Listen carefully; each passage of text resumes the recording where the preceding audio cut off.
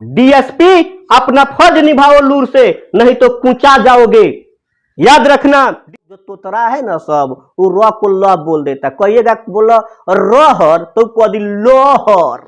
चला मुड़ता है लोग, ब्यास लोग आगे पीछे हारमोनिया बजाता है, कोनो ढोता होता है। नदी पर पहुंच गया है लोग, अब पानी देख रहा है लोग, तो अब कहेंगे कहाँ कैसे पार करे। तो वही है, शायद लिखता है यहाँ पर, ब्यास साथ चला झेला सिंधु नदी पर। उत्तर के मैदान का प्रादेशिक विभाजन, उत्तर के मैदान का प्रादेशिक विभाजन इसको 4 भागों में बांटा गया है। पश्चिमी मैदान या पंजाब का मैदान। तो पंजाब का मैदान सिंधु और उसके सहायक नदियों से बना है। दूसरे में है राजस्थान का मैदान, तीसरे में है गंगा का मैदान या इसी को कहते हैं मध्यवर्ती मैदान, और चौथे में है ब्रह्मपुत्र का मैदान कहिए या असम का मैदान कहिए या पूर्वी मैदान कहिए। तो उत्तर के मैदान का प्रादेशिक विभाजन आपने देख लिया, उसके लिए एक शानदार ट्रिक बना दिया हूं दोस्तों। कैसे आप इसको याद रखोगे, तो उसके लिए एक शानदार ट्रिक है, पान पराग मत खाओ पुत्र, पान पराग मत खाओ पुत्र। याद रखना मेरा बात, पान पराग नहीं खाना चाहिए। तो पान पराग मत खाओ पुत्र, पास से हो गया पंजाब का मैदान या पश्चिमी मैदान, रा से हो गया राजस्थान का मैदान, ग से हो गया गंगा का मैदान, अब पुत्र से हो गया ब्रह्मपुत्र का मैदान या असम का मैदान या पूर्वी मैदान। तो पान पराग मत खाओ पुत्र, पान पराग मत खाओ पुत्र, मत खाओ मत खाओ मत खाओ। जी हाँ दोस्तों, अब हम लोग जानेंगे पंजाब का मैदानी भाग। तो पंजाब फारसी शब्द से बना है। पंजाब का संधि विच्छेद होता है पंज जुड़ आब, पंज का मतलब 5, आब का मतलब पानी, अर्थात 5 पानी वाला क्षेत्र। उसी तरह से 2 आब, 2 का मतलब 2, आब का मतलब पानी। तो 2 नदियों के बीच का मैदानी भाग क्या कहलाता है? दोआब कहलाता है। 2 नदियों के बीच के मैदानी भाग को दोआब कहते हैं। तो ठीक उसी प्रकार नहीं, 5 नदियों के बीच के मैदानी भाग को क्या कहेंगे? पंजाब कहेंगे। क्या कहेंगे?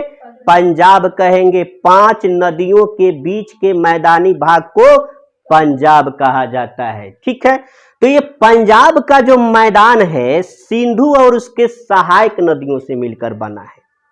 तो एक सबसे पहले सिंधु और एक पंचनद जिसको बोला जाता है, पंचनद, उसमें 5 नदियां और शामिल है। तो या सिंधु की सहायक नदियां या उसको पंचनद बोला जा सकता है। उसको याद करने के लिए एक शानदार ट्रिक बना दिया हूं दोस्तों। तो मेरे साथ आप लोग भी गाएंगे, ब्यास साथ चला झेला सिंधु नदी पर, ब्यास साथ चला झेला सिंधु नदी पर।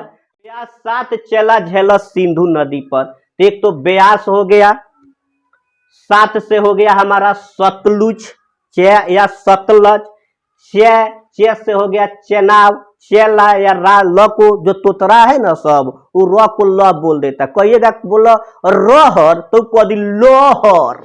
तो वही रा तोतरावा सब ला ही इसको समझ ले। तो ला को क्या पढ़ देता है? र।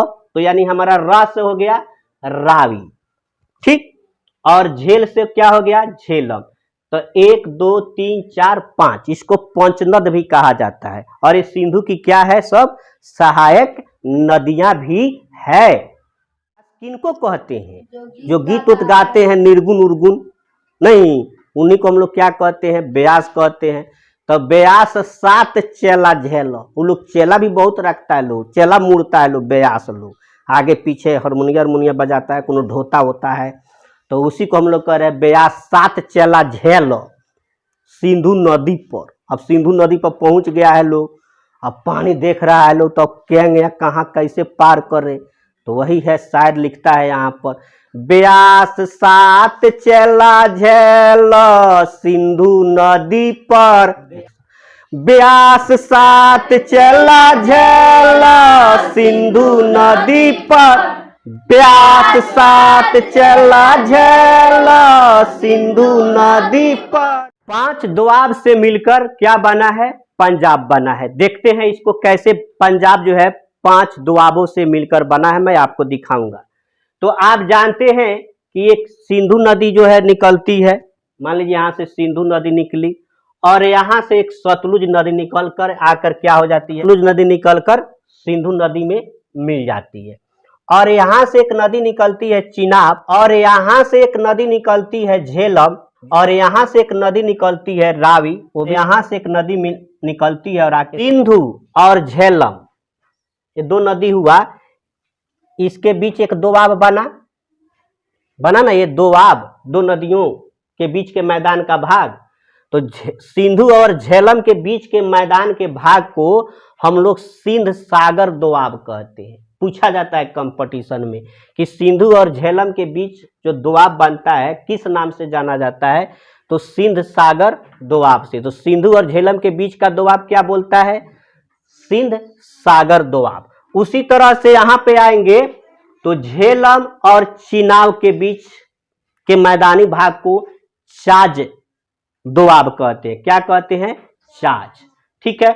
उसी तरह से यहाँ पे चिनाब और रावी नदी के बीच के दोआब को रचना दोआब कहते हैं। क्या कहते हैं? रचना दोआब।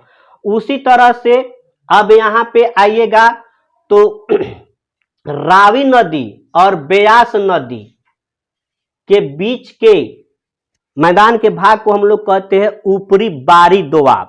क्या कहते हैं? ऊपरी बारी दोआब। उसी तरह से ब्यास और सतलुज नदी के बीच के दोआब को हम लोग कहते हैं बिस्ट दोआब। ये पूछा जाता है हर एक कंपटीशन में। तो 1 2 3 4 और 5, तो 5 दोआबों से मिलकर बना है पंजाब।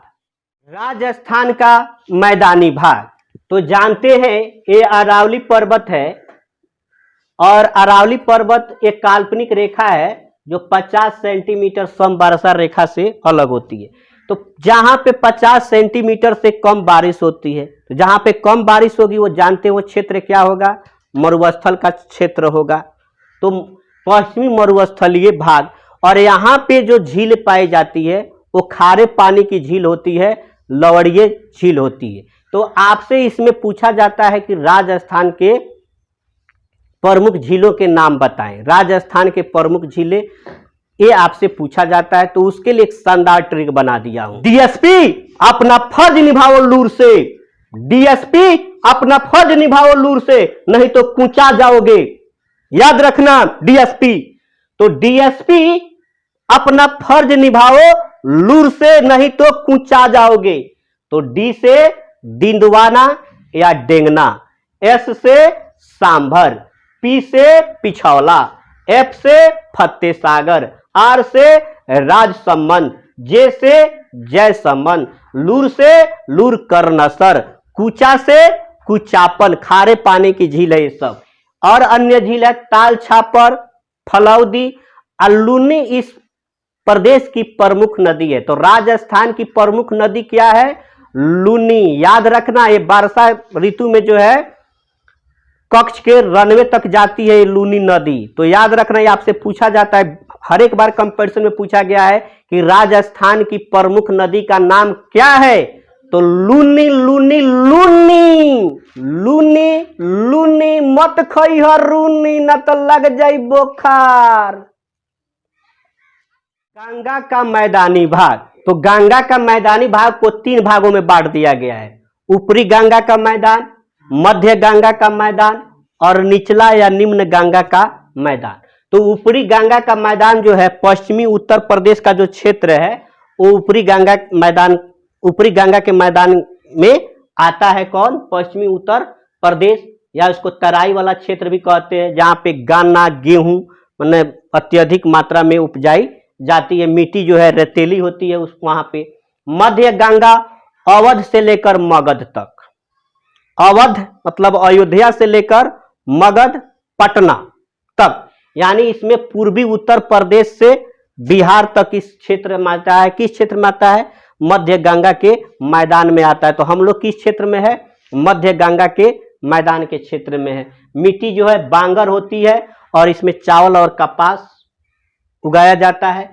सबसे जो है देखिए पश्चिमी बंगाल जो है निम्न गंगा के मैदान में आता है और यहाँ की मिट्टी सबसे जो है उपजाऊ होती है। सबसे उपजाऊ मिट्टी कहाँ की होती है? तो पश्चिम बंगाल की। और जूट और चावल, सबसे ज्यादा चावल का उत्पादन अपने पश्चिम बंगाल में ही होता है। तो जहाँ पे पानी ज्यादा होता है वहीं पे तो चावल ज्यादा होता है। तो पानी यहाँ पे बहुत भारी मात्रा में रहता है पश्चिम बंगाल में। तो इसलिए पश्चिम बंगाल चावल के उत्पादन में अग्रणीय राज्य है।